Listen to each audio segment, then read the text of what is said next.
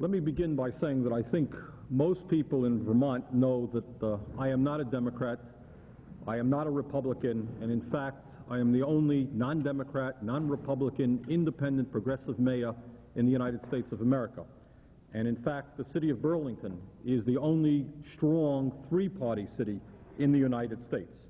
And that's a fact that I am extremely proud of, because as I've said for many years, I happen not to believe that within the framework of the two-party system, the Democratic Party and the Republican Party, that we're going to be able to bring about the real changes in this country that are needed to benefit the vast majority of our people. Essentially, it's my view that the leadership of the Democratic Party and the Republican Party are tied to big money interests, and that neither of these parties will ever represent the people in this country who are demanding the real changes that have to take place. I think also that many people in Vermont know that I and many of us in the progressive movement here in Burlington are strongly supporting and actively working for Jesse Jackson to become the next president of the United States. We are supporting Jackson because he, uniquely and alone of the major party candidates, has shown the courage to tackle the most important and basic issues facing working-class America: poor people, elderly people, environmentalists, peace activists, women, and America's minorities. Jackson, alone of all the candidates, has raised the issue of the grossly unfair distribution of wealth and power in this country, which is clearly the most single important issue which has got to be raised for the future of this country. And he has not been ashamed to stand up and declare himself the candidate of the have-nots, the disenfranchised, and the ordinary Americans who have for so long been left out of the political process. Jackson alone has had the courage to indicate that he is prepared to take on the multinational corporations and the banks who presently own and control America. As all Americans know, Jackson's candidacy has been doing far better than the brilliant political experts have thought possible. And in this respect, I want to congratulate all of the people in the state of Vermont who on March 1st got out and worked for Jackson and brought in the vote for Jackson and got him 26% of the vote in the state. Because I think the result of that vote, that election day, had an impact on primaries that followed, and in fact indicated that white people were prepared to vote for Jackson. Today, Jackson is in a neck-and-neck race with Governor Michael Dukakis for the Democratic nomination. And while no one can predict the outcome of future primaries, whether in Wisconsin, New York, or California, knowledgeable people now believe that it is a real possibility that Jackson will go into the Democratic convention in Atlanta with the most delegates, not the majority of delegates, but with more delegates than anybody else. On December 30th, 1987, when I introduced Jesse Jackson to a large crowd in Montpelier on a bitter cold night, and there were about 1,000 people there, I introduced him to Vermonters as the next president of the United States. And I think it's fair to say that while many people in that room on December 30th hoped in their hearts that that might be a possibility, in fact, they really did not think it was a reality. They didn't think it would happen. Today, that view has changed, and all political observers, regardless of their affiliation, now believe that Jesse Jackson, in fact, has a fighting chance to become the nominee of the Democratic Party and has a fighting chance to become the next president of the United States. He's still an underdog, but I think now the reality of that occurring is a much greater likelihood than people previously believed. And what is absolutely remarkable about this entire process, and I think a point not emphasized enough, is that Jackson is now a front-runner despite the fact that he is being outspent in some instances 10-1, in some instances 20-1. And some people may recall that even here in Vermont during the primary, there were 15 paid Dukakis workers in the state. There was not one paid Jackson worker. In my view, Jesse Jackson is making history throughout this campaign. And win, lose, or draw, his candidacy will be remembered as the most significant presidential campaign in at least 50 years in this nation, in attempting to bring working people and poor people and elderly people and people of all colors together to begin to stand up and fight for their rights and to fight for their dignity. Sometimes we lose the knowledge that history is being made when it's being made in front of us. That is, in fact, what is happening right now. For me personally, and for many of us in the progressive movement who are not Democrats, Jackson's candidacy has raised an awkward question. What role should we take? How far should we go, given the fact that we are not Democrats? As many people know, there has been within the National Rainbow Coalition a serious debate over whether Jesse Jackson should in fact run within the Democratic Party or whether he should have begun his campaign outside of the Democratic Party, running as a third-party individual. I am not active in that Rainbow Coalition. My own preference would have been, and I would have rather have seen, Jesse Jackson run independently, third-party, outside of the Democratic Party. However, Jackson and the majority of the people in the Rainbow Coalition chose otherwise. They're running within the Democratic Party, and Jackson is now on the verge of perhaps becoming that party's nominee. On Tuesday evening, April 19th, the Democratic and Republican parties are holding caucuses all over the state in order to elect delegates to the party's state conventions and ultimately representatives to the national political conventions. As someone who is not a Democrat or a Republican, I personally have never attended a caucus of either major political party. I am announcing today, however, that I and many of us within the progressive movement here in Burlington, and I hope and expect elsewhere throughout the state of Vermont, will be attending the Democratic caucuses that will be held on April 19th. While we are not members of the Democratic Party, we are strongly supporting Jackson's historic candidacy and have got to do everything in our power to see that he wins that party's nomination. Clearly, in a convention which may come down to a few votes in Atlanta, it would be irresponsible for us not to do our best to attend these caucuses, to elect the delegates, and to give Jackson as much strength and as many votes as he can have in that convention. My understanding is that in addition to the 5 already determined statewide delegates, there are 14 delegate positions that will be decided upon throughout that Democratic caucus process. My hope is that as many Jackson supporters all over the state of Vermont, including people in the Progressive Coalition, people of progressive mind all over the state, will come out to these caucuses, will work as hard as they can, and will get as many of those 14 delegates as possible for Jesse Jackson. Thank you. Questions? A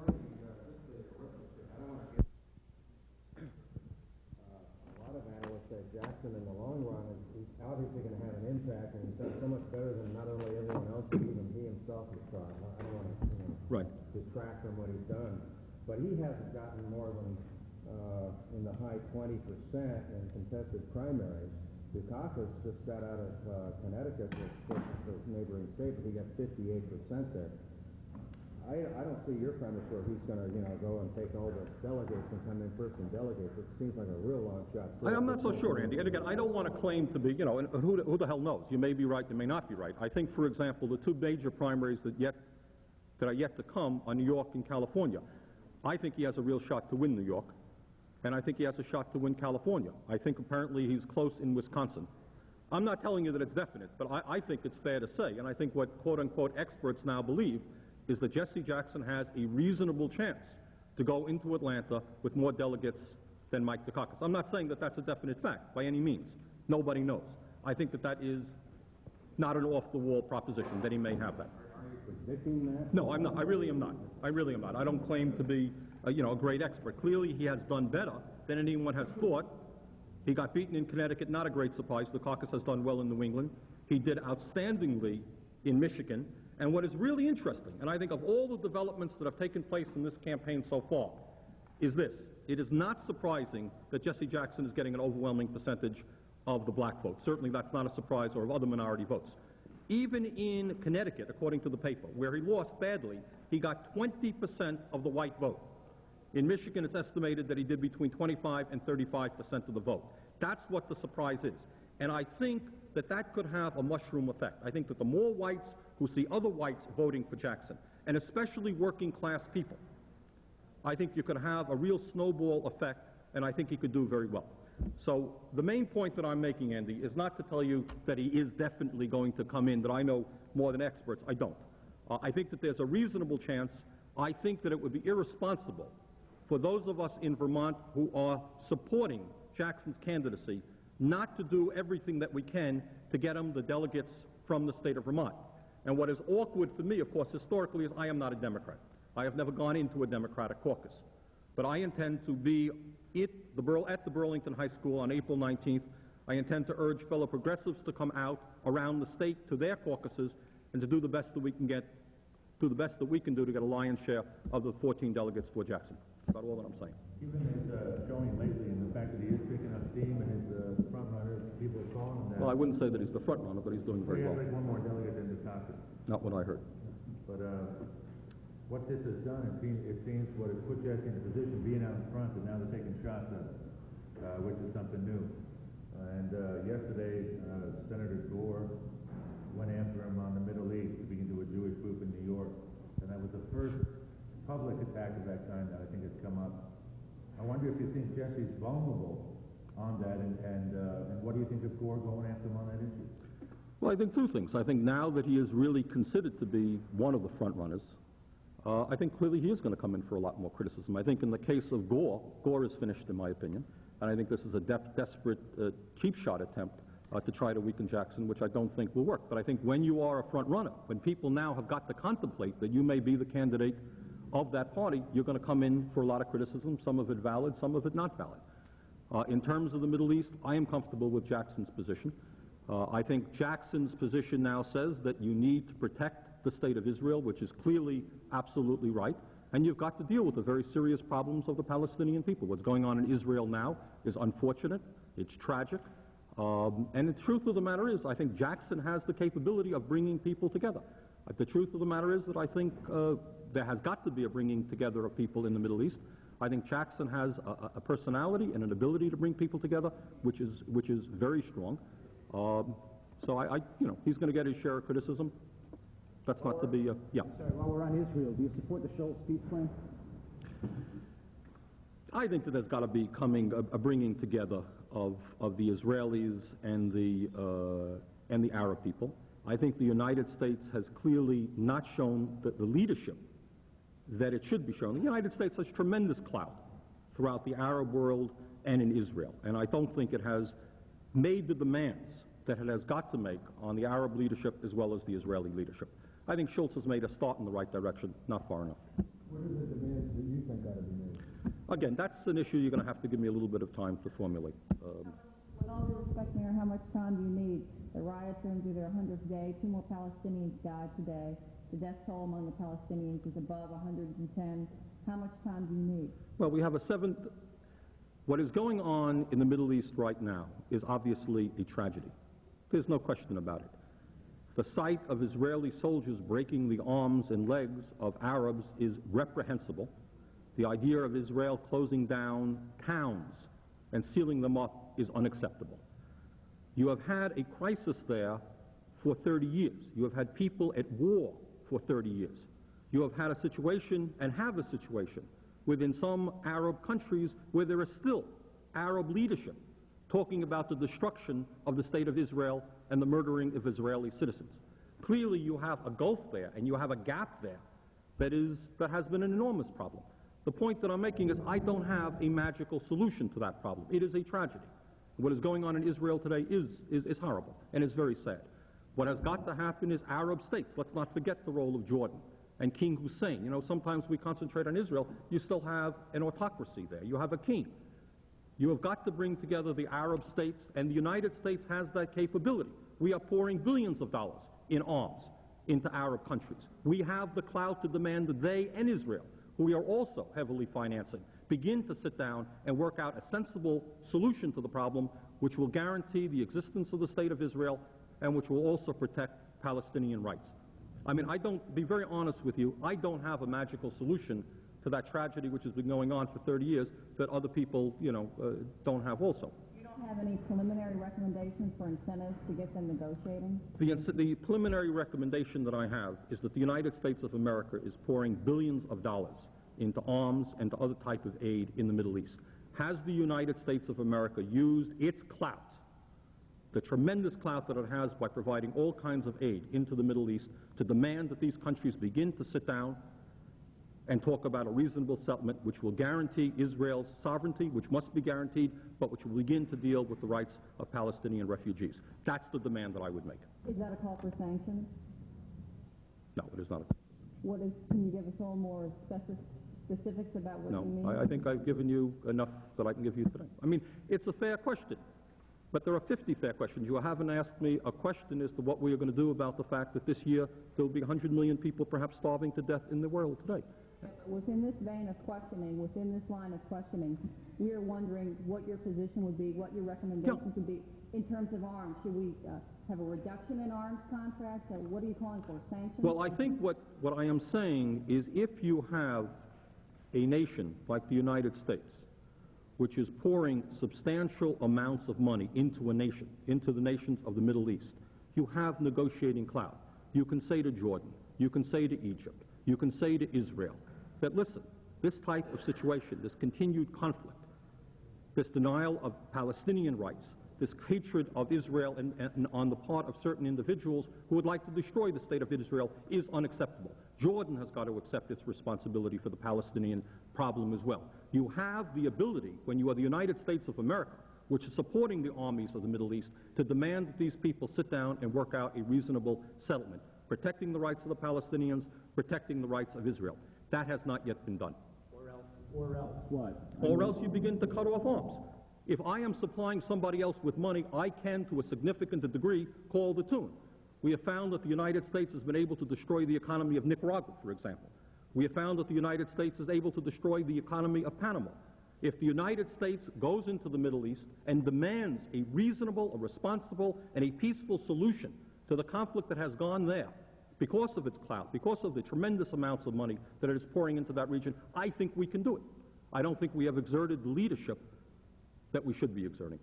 Well, that raises an interesting question about Nicaragua and about other countries around the world where we always have a lot to say about human rights and human rights violations, and yet we haven't even seen more than an eyebrow raised in Washington over what's been going on in Israel. And as you pointed out, you see people nightly on the news being beat up with rocks. And what about that? Aren't those human rights violations? It is an absolute disgrace. It goes without saying. Soldiers of any nation, especially an occupying power, are not allowed under any moral code to break the arms and legs of people. That is absolutely unacceptable, period. And that type of behavior must be condemned. Equally, what must be condemned is the fact that there are people within Arab countries who still to this day believe in the destruction of the state of Israel. That is also unacceptable. The United States has got to play a leadership role in what is a morass, what has been year after year, war after year, war of conflict. I mean, what I'm here to suggest is I don't know any magical solutions, except to say that I think that the United States has not taken the leadership role that it should be taking in that region. Mayor, if you're in Congress, you could be part of that leadership that would make a decision, and what would you do? As we said, the situation has been protracted. I think I've said as much as, let me just tell you that in general, during this course of this campaign, we'll be making detailed statements as best as I can do. What I've told you today is that I deplore the type of activity that is going on in Israel. I deplore the hatred that exists among certain Arab leaders, that in fact there's going to have to be a coming together if the people of Israel and the Arab countries are going to survive. I don't have a magic formula to the solution. The United States should be exerting far more clout than it is presently. It has the power to demand that certain changes take place on the part of the Arabs and on part of the Israelis, and we have not used that clout. I think Schultz is beginning the process. I would suggest that we go further. Is there anything that bothers you about Jesse Jackson? Yes. I mean, there are things that bother me about every human being in the world. Jesse Jackson is not a messiah. And I think if one were to look at the issues that Jackson is raising, if one were to look at the kind of support, what is most exciting about Jackson's campaign, and to me really what politics is about, is who are you representing? Who is behind you? You know, there are some people, for example, who will criticize Jackson and say, and Gore made the statement, I think, the other day, Jackson has never held an elected position. What will he do when he's president? I don't see that as an important issue. I think anybody who is as smart as Jesse Jackson, and he's, in fact, in my judgment, a brilliant person, has the capabilities of bringing behind you the brightest people you can find to help you formulate the policies that you're developing, okay? And I think Jackson certainly has that capability. What is most important about Jackson's candidacy is, for the first time that I can remember, certainly in my lifetime, a candidate is running for President of the United States who is talking to poor people, who is talking to working people and elderly people and women and peace activists, who is part of a movement for social change. Now, once you have that momentum, once you have those people behind you, then you have the strength to make policy. Okay? What is it you don't like about Jackson? I don't, what do I not like about Jackson? It doesn't bother you that he doesn't have any national experience? That is, I don't think, a significant point. I don't want to get into, Jackson is not a perfect human being. Certainly, the expression, the statement that he made, Hymietown, a year ago, was an unacceptable statement. The man is not a perfect human being. But by and large, I should say this, that I am far more enthusiastic about Jackson's presidential campaign than I have been about any major party campaign in my lifetime. Do you have any problem with the fact that he's a Christian minister and of a reverend being the president of the United States? No, I really don't. I think, on the contrary, what excites me is that if you understand that in the South, that's where a lot of black people are. They're within the church movement. And that's where Martin Luther King came. I think one might be able to make the same criticism of Martin Luther King, who was also a Baptist minister. In the South, that's where the black leadership often comes from. And again, the exciting thing about Jackson's campaign is that this is a guy who comes from the grassroots. We say, well, this guy has never been a senator, he's never been a congressman or a mayor or a governor. That's right. But he has been in the streets.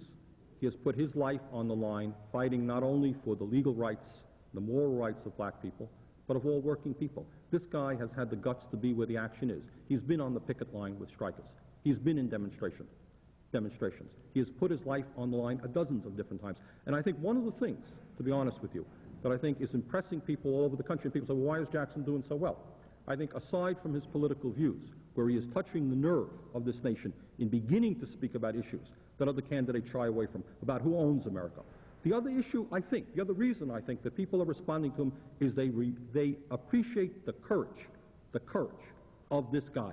He started out with nothing, with no money, a black man attempting to get elected in a system which has never in a million years thought to elect a black person. And I think people are impressed with his courage, with his dynamism, with his willingness to articulate issues that are relevant to the disenfranchised, the poor people. 50% of the people in America have given up on the political process. They don't even vote. Who talks about those people? Who talks about them? Mike Dukakis talk about them? Gephardt talk about them? They're non-human beings. They're not part of the political process. And one of the interesting points, people are talking about, if Jackson gets the nomination, can he win? Well, who knows? And I think what the experts are saying is, yeah, the conservative whites are going to desert him, which is perhaps true. But the interesting question, in fact, the most interesting question that modern American politics has ever seen, and will see, is will the 50% of the poor people, the working people, who are now not participating in the political process, who have given up, can Jackson get some of those people to jump in and say, for the first time in my life, I'm poor, I got nothing, I can't pay my phone bill, I can't pay my health care bills, I'm going to vote because Jesse Jackson is standing up for my rights. Can he begin to get to those people? I think he can. So while in fact he may end up losing some conservative white votes, some racist white votes, I think there is a real chance that he could do what Mondale couldn't do in a million years, that is to bring millions and millions of poor people and working people into the political arena who in the past never participated. That's the interesting question.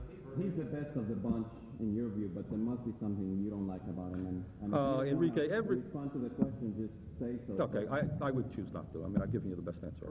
Yeah, Andy? Pardon me? I didn't hear you. Bringing this home a little bit, there's the notion of you going to a local Democratic caucus and rubbing elbows with the likes of Esther Chevelle and Mark Kaplan. And yes, strange feeling, right. Does this represent some kind of milestone in your political career? No, it doesn't, Andy, and I'm glad you asked that question, and I've tried to articulate that as clearly as I could. Okay, it is awkward.